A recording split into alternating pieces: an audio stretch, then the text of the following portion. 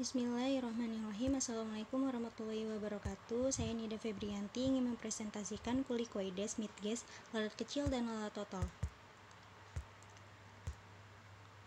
Pengertiannya itu kulicoides atau midges dalam bahasa daerah dikenal dengan nama agas atau sebangsa merotu. Dalam bahasa Inggris disebut midges. Di negara barat menurut Candler 1956 disebut dengan istilah no-see-ums karena ukurannya yang sangat kecil dengan panjang jarang melebihi 1-2 mm. Kepentingan kulicoides ini bagi peternakan unggas khususnya ayam adalah dapat menularkan suatu penyakit yang secara ekonomis sangat merugikan. Penyakit tersebut adalah leukozytonosis, yaitu penyakit unggas yang disebabkan oleh protozoa darah Leukozytonoson sp. Lalu ada hospes definitif dari kulicoides. Lalat ini diketahui sejenis insekta, menyerang berbagai jenis hewan, menggigit, menghisap darah seperti pada sapi, kerbau, kuda, domba, dan ayam. Bisa juga menyerang pada manusia. Ini gambar pada sapi yang diserang pada sapi. Ini yang menyerang pada ayam. Hospes perantaranya itu ada dua, yaitu lalat kecil dan lalat total. Dari kedua tersebut termasuk hospes kulicoides, juga dikenal sebagai vektor penular leukocytonosis pada ternak unggas. Nama penyakitnya itu kulicoides. Arakawae mampu untuk menularkan leukocytonosis, merupakan penyakit yang disebabkan oleh Leukozytonoson cowrie dan Lisabrazesi, parasit darah yang banyak menyerang ayam ras dan ayam kampung. Ini ayam yang sudah terinfeksi pada leukocytonosis.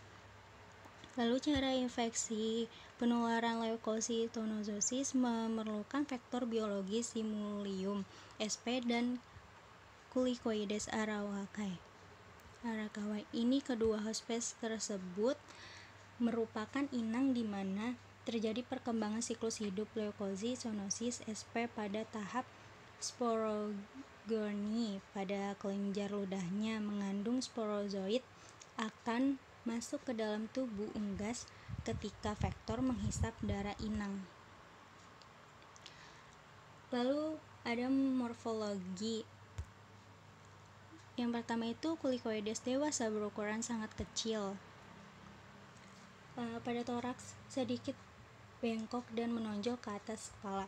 Sayapnya itu sempit dengan sedikit vanasi tanpa sisik sayap, lalu bening dan berambut halus. Antenanya itu terdiri atas 14 segmen, palpi terdiri atas 5 segmen. Lalu pada sayapnya itu ada beberapa spesies yang berbintik-bintik atau bertotal-total. Lalu ketika sedang istirahat, sayapnya itu terlihat di atas abdomen.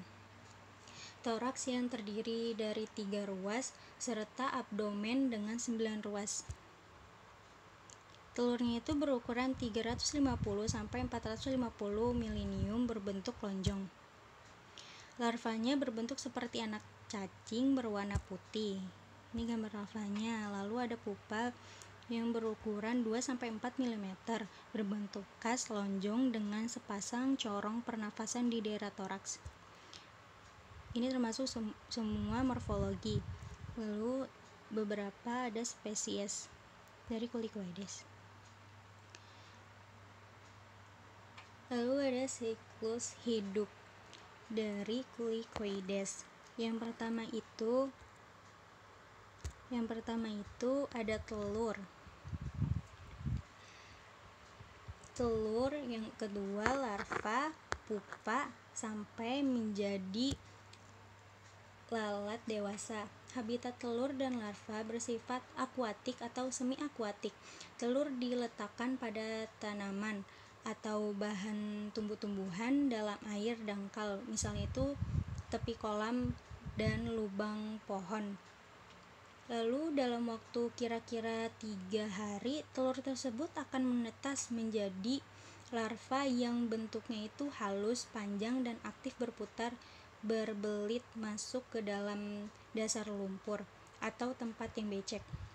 Dengan ini, larva melakukan proses makan bahan-bahan organik yang terdapat di dalam habitatnya dengan menggunakan mandibulanya yang bergerigi. Periode larva ini berlangsung pada 1-12 bulan. Setelah itu berubah menjadi pupa dan lalat dewasa keluar dari pupa dalam waktu 3-5 hari. Lalu ada epidemiologi.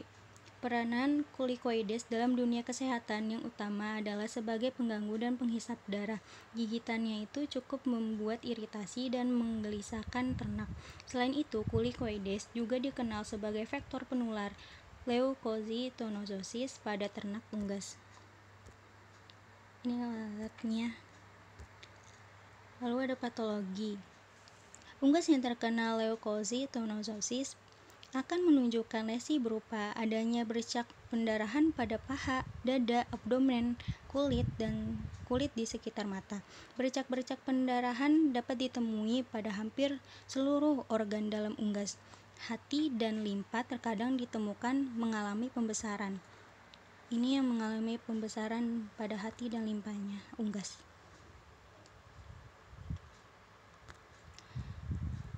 Dari gejala klinis muncul setelah 7-10 hari setelah gejala klinis muncul, hewan yang mampu bertahan hidup akan mengalami gangguan pertumbuhan, penurunan produksi, dan infeksi biasanya bersifat laten atau menetap. Diagnosis laboratoriumnya itu yang pertama diagnosa, pemeriksaan ulas darah tipis dan histopatologi ditemukan skizon dan pemeriksaan serologi. Lalu ada pengambilan dan pengiriman sampel. Pemeriksaan mikroskop adalah sampel darah terapi. Lalu ada pencegahan, yang sebaiknya peternak itu memperhatikan adanya genangan atau sumber air di sekitar peternakan. Sumber air merupakan tempat bagi vektor untuk menetaskan telurnya. Pengendalian dan vektor tersebut itu dilakukan dengan cara menjaga kebersihan dan sanitasi kandang, menggunakan perangkap cahaya maupun penggunaan zat-zat kimia larvasida, atarakan, dan deplen, kimia pengusir serangga tersebut. Dan ini ada pengobatan dari leukocytonosis dilakukan dengan memberikan obat pyritazamine. Ini contoh obatnya dengan memberikan dosis 1 parts per million. Lalu yang kedua ada contoh obat sulfadimethoxycine yang memberikan dosisnya itu 10 parts per million. Lalu yang ketiga ada clopidol. Clopidol itu berikan dosis 125 parts per million. Ini contoh-contoh obatnya. Diketahui pemberian dosis obat efektif untuk pencegahan dan pengobatan mengetahui petunjuk pada kemasan obatnya tersebut. Lalu ada studi kasus.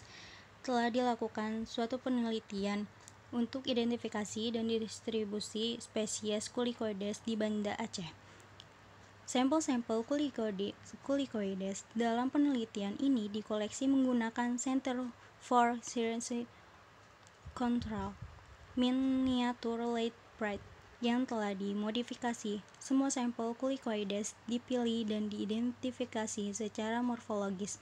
Hasil penelitian menunjukkan bahwa sejumlah spesies Kulicoides yang tertangkap di daerah Ule Kareng, yaitu Kulicoides hufi, Kulicoides arakawai, dan Culicoides cheirozi. Dan sedangkan masih banyak spesies yang lainnya. Sekian presentasi dari saya. Kurang lebihnya mohon maaf. Wabillahi taufiq wal hidayah. Wassalamualaikum warahmatullahi wabarakatuh.